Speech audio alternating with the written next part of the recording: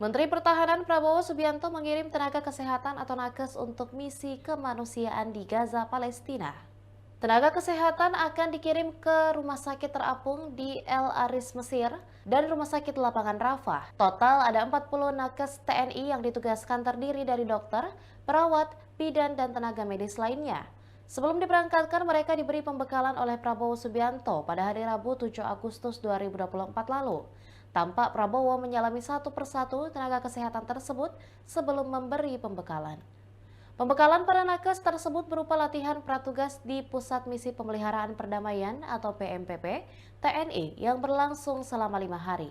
Ditjen Strahan Kemenhan Maijen TNI Ujang Darwis menyebut rencananya 25 dari 40 nakes akan diberangkatkan ke Floating Hospital Persatuan Emirat Arab pada 9 Agustus mendatang.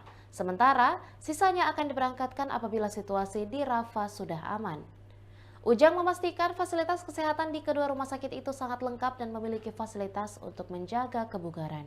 Demikian Tribun Hot News kali ini dan jangan lupa saksikan berita lainnya hanya di kanal YouTube dan juga Facebook Tribun Timur.